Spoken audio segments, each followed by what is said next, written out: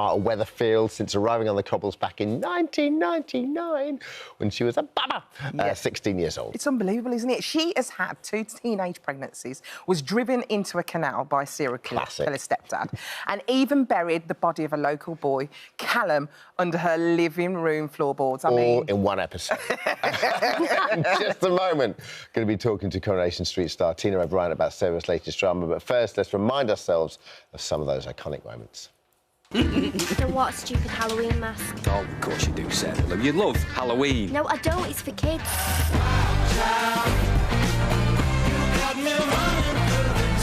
The reason why Sarah Louise has put on some weight is because she's pregnant.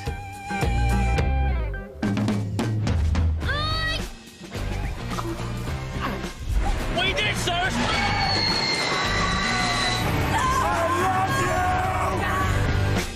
Will you marry me? What do you say? Will you marry me? I can't do it. Sorry.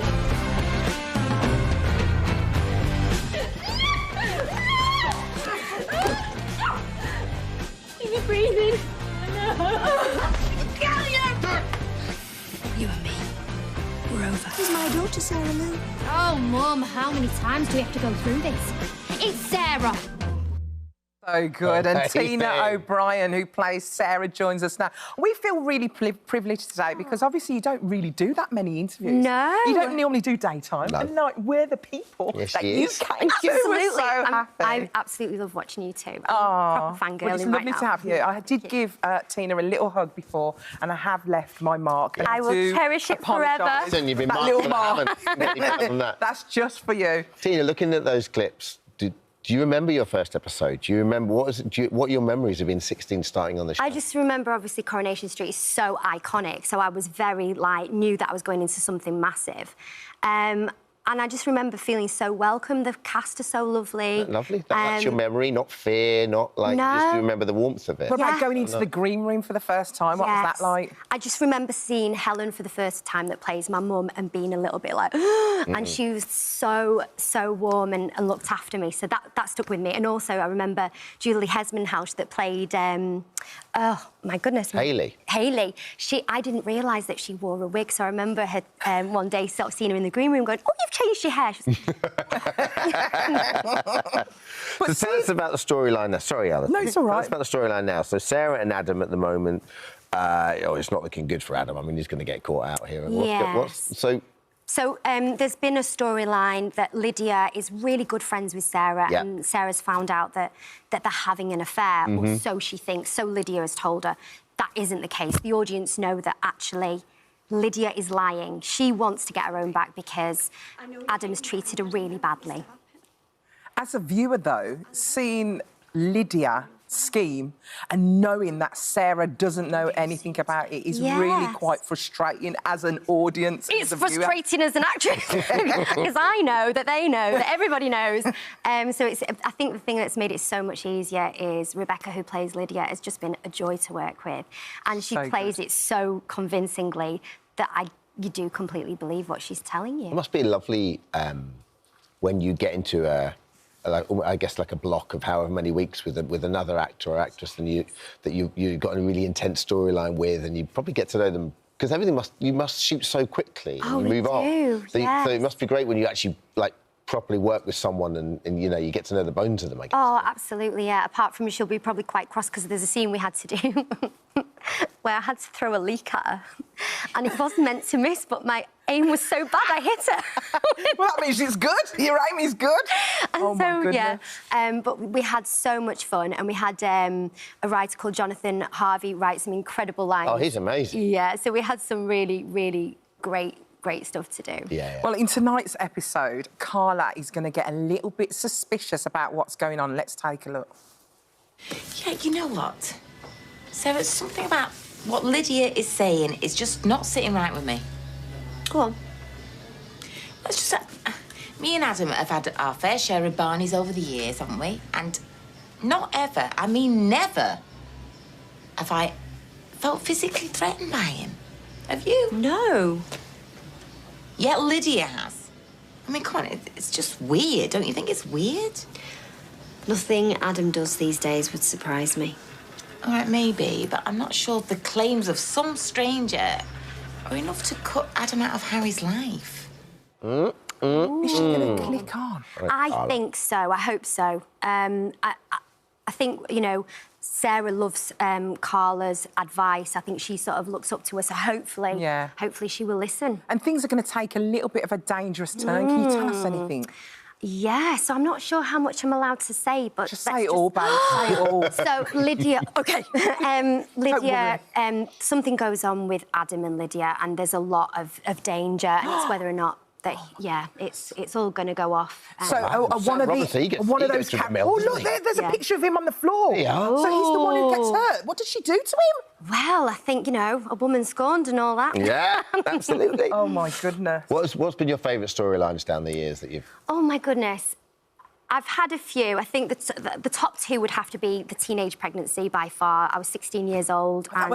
I can remember when that happened. It was huge at the time. Wasn't it? It really was. Apparently it was like the Brookside kiss, wasn't it? It was a proper moment. I don't think we'd ever seen anything like that before either on TV. And obviously, I think it allowed a lot of people to kind of come forward as a family, because it was Coronation Street is something that you sit with a family, so parents were discussing things with their children. And then, of course, another favourite would have to be the Richard Hillman storyline. That was a great era, wasn't it? Yes! So good. Awesome. So good. It was wonderful to be a part of. That was the coldest canal. It was winter. I think it was January. We were in there. It was freezing. Were you really in the car at the time? Yeah. Not with that bit. We did shots climbing out of the water, and then we shot everything underwater. We shot in a tank in Blackpool for a week. Underwater scenes for a week, yes. So that was. So did you have to learn how to use the breathing apparatus and everything? They taught us how to, you know, when they, if you're in a helicopter, they taught us how to, you know, if it crashes, how to go underwater, how to get, if it turned upside down. Oh my God, so fascinating. Save your life. life. Must love it when Corrie goes, right, we're going to do a massive big set piece and you're going to crash the tram or like the Hillman stuff. It's brilliant. It really is. It's a bit like a Corrie Busman's holiday. But in our heads, me and Alison thinking you were in some sort of nice, like, they're not going to put really cold water on you, or like. So you were properly in. The canal was freezing, yeah. But it was so much fun. I remember it was that cold. They had sort of showers by the side that we could get in. And did they have an ambulance there as well? Oh yeah, it was. Yeah, we had foil. We were wrapped in foil afterwards because it was so cold. Yeah. What's lovely is that your own daughter, Scarlett, she's actually taking in your footsteps as well. She's going to be in Waterloo Road. She is. So, yeah, she started filming. Look at her. Oh, right, I met Scarlett. So I did a talk. Unbeknownst to me, I didn't know she was your daughter. I did a talk at Scarlett School. Yeah. And like at the end, we went for a book tour, and at the end they were like, "Any questions?" And this girl in the front row, and I was like, okay. Was she front and centre? Because she always manages to get wherever she is in life. In this school. Yes, young lady. She was lovely. She was so welcoming. Oh, well, you've absolutely probably made her day now that if she watches this. Yeah, so she's starring in Waterloo Road. She's been going to drama lessons since she was about 4 years old, because I also run a drama school with Esther Morgan called The Drama Mob. I'll get that in. Hi, Esther. And so she's always come to drama lessons. Tell us a little bit about the school. When did that start and what was the motivation behind it? Scarlett was about 3 years old, so you're talking nearly 10 years ago now, and I wanted to set something up for children that felt very inclusive and not a franchise. So me and my friend, who's a primary school teacher, decided we wanted to do something between us, and we started in Didsbury in Manchester with 7 children. We now have nearly 500 children attending classes. Honestly, you are so giving back with that, because I'm a real advocate for drama, because it really brings people out of their shells. It's great for socialising and everything. So, honestly, you're doing you're giving back, and I think it's wonderful. Thank you so much. Yeah, there's something about being able to stand in the class and seeing these children's faces, and we have all ages now as well, and how much they get from it. It's wonderful. Did you ever think in your mind's eye when you started at age 16 that you would still be at Coronation Street now? No. I mean, can you imagine how mind-blowing that would be? I know. I think back then you were kind of given a contract for 3 months or 6 months, and it was kind of take it a day at a time, try to behave and keep my head down, learn my lines. Yeah. I feel incredibly fortunate to still be there. I do love it. The people there are warm, and it's just a great place to work. And I'm allowed to do really exciting storylines that kind of allow me to get my teeth into it. So, and it's just part of the fabric of the country, isn't it? Because even like even if you don't catch it every night, night. Yeah. If you see one a week, one every couple of weeks, you still know all those characters. You know what's going on it. because of the grammars and everything. You see all the clips. You still know what's going on. Yeah, Everyone's talking about it as well. I think it's just the sound as well. There's something very nostalgic and like feels like home, doesn't it? Corrie continues tonight, Yeah. 8 p.m. on ITV. Oh, and how was it for you on the sofa? It's been you do more so daytime? lovely. If I can come and see you guys again, absolutely. do it again. Thank you. I've loved it. It's been lovely having you. Thank you so much. Thank you.